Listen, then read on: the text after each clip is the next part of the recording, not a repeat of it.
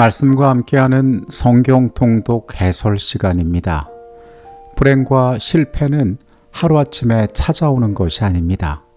작은 실수들이 쌓이고 그것들이 수정되지 않을 때에 불행의 씨앗은 자라나게 되고 결국 큰 실패로 이어지게 되는 것입니다.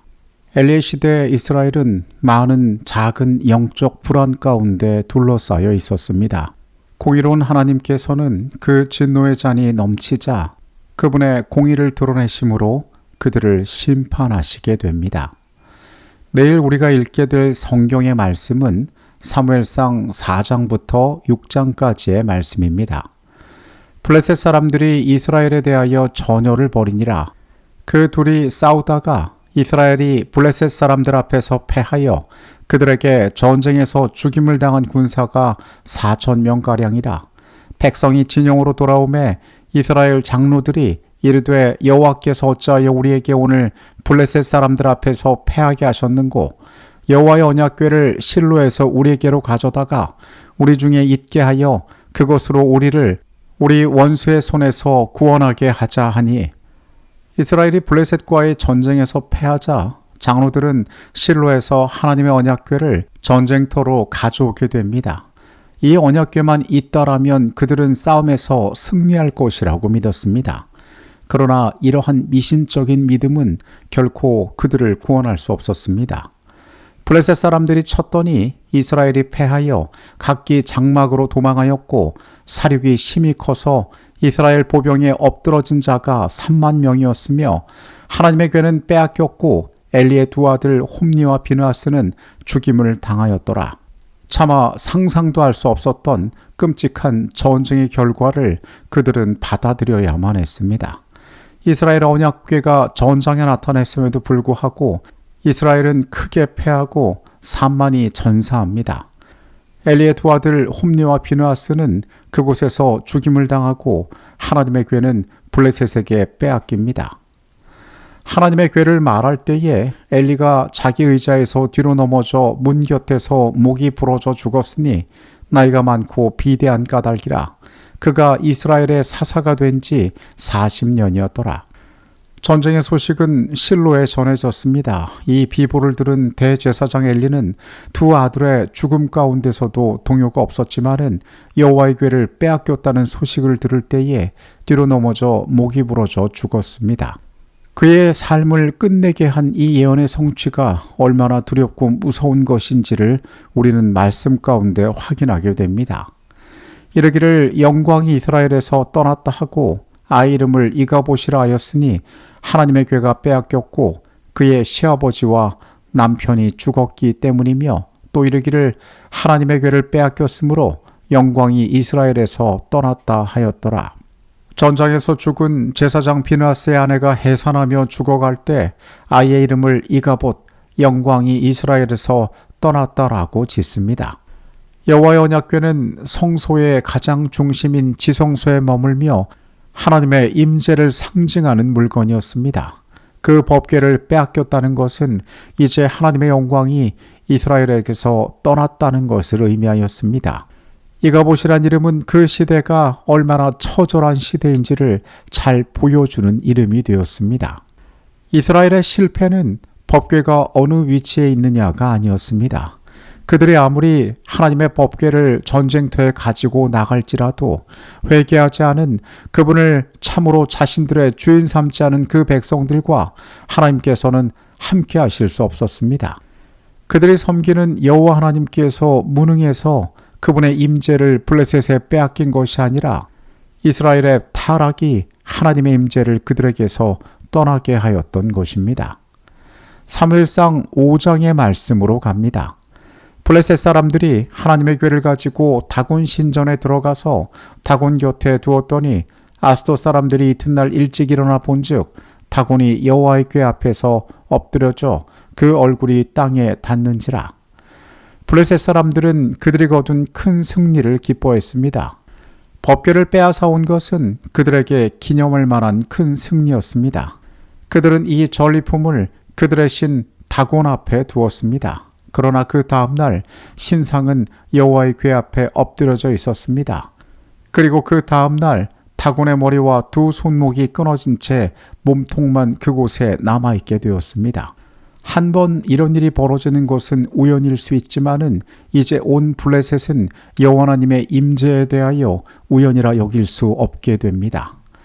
여호와의 손이 아스돗 사람에게 엄중히 더하사 독한 종기의 재앙으로 아스돗과 그 지역을 쳐서 망하게 하니 아스돗 사람들이 이를 보고 이르되 이스라엘의 신의 궤를 우리와 함께 있지 못하게 할지라 그의 손이 우리와 우리 신 다곤을 친다 하고 여호와의 손이 아스돗 사람들을 쳐서 독한 종기 재앙이 내리게 됩니다. 이 여호와의 궤는 가드와 에그론으로 옮겨졌지만 옮겨질 때마다 그 성읍의 사람들도 큰 환난과 독종으로 고통받으며 부르짖게 됩니다. 하나님께서는 이스라엘 군대의 도움이 없이도 홀로 자신의 영광을 드러내셨습니다. 블레셋 사람들은 이 언약궤를 전리품의 하나로 여겼지만 그것은 그들에게 파멸을 가져오게 하는 도구가 되었습니다.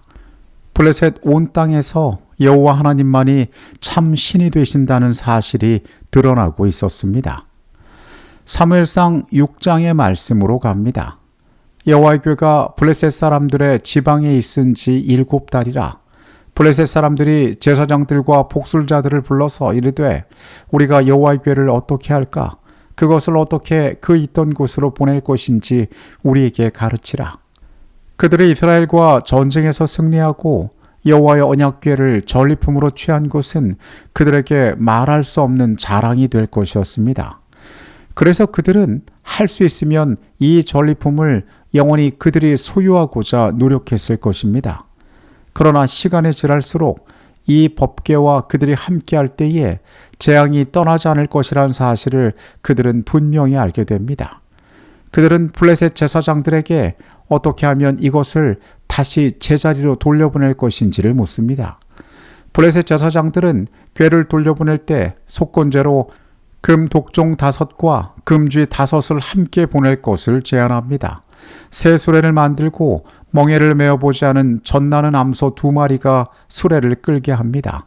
그리고 그 새끼들을 두고 소가 곧장 이스라엘로 향한다면 이것은 거룩한 손길이 그 일을 하는 것임을 그들이 알게 될 것이었습니다. 암소가 벳세메스 길로 바로 행하여 대로로 가며 갈 때에 울고 좌우로 치우치지 아니하였고 블레셋 방백들은 벳세메스 경계선까지 따라가니라. 암소들은 좌우로 치우치지 않았으며 울며 벳세메스 길로 바로 올라갑니다. 이것은 이 재앙이 우연이 아니라 하나님의 역사였음을 보여주는 분명한 증거로 남게 될 것이었습니다. 이제 여호와의 궤가 다시 이스라엘로 돌아오게 되었습니다. 벳세메스 사람들이 여호와의 궤를 들여다본 까닭에 그들을 치사 5만 70명을 죽이신지라. 여호와께서 백성을 쳐서 크게 사륙하셨으므로 백성이 슬피 울었더라. 그들이 아무런 수고도 하지 않았음에도 불구하고 여호와의 임재는 다시 이스라엘 땅으로 돌아오게 되었습니다. 그러나 벳세메스 사람들이 호기심으로 언약궤 안을 들여보다가 많은 사람이 죽임을 당합니다. 이스라엘은 그 여호와의 임재가 다시 돌아왔음에도 불구하고 그 임재를 그들 가운데 둘 수 있는 믿음과 신앙이 없었던 것입니다. 그들은 두려움에 빠져 그 궤를 기럇여아림으로 옮기기로 합니다. 우리는 여호와의 궤가 블레셋에 갔다가 그곳으로 다시 이스라엘로 돌아오는 과정을 살펴보면서 어떻게 하면 하나님의 임재가 우리 안에 머물러 있을지에 대하여 생각해 보게 됩니다.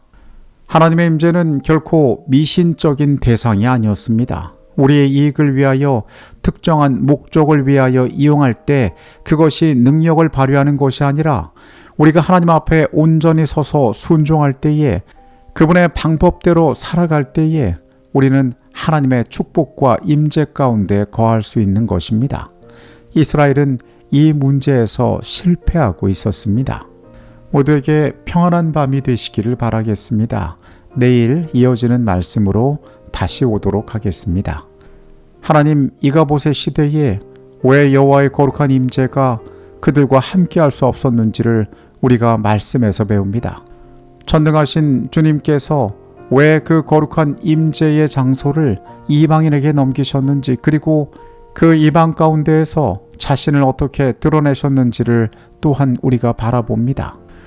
우리의 죄악으로 말미암아 우리의 부족으로 말미암아 여호와의 임재가 우리에게서 떠나지 않게 하여 주시옵소서. 주께서 우리와 함께 하실 때만 우리의 삶이 안전할 수 있음을 우리가 아오니 주님 우리 곁에 같이 하여 주시옵소서. 예수 그리스도 이름으로 기도합니다. 아멘.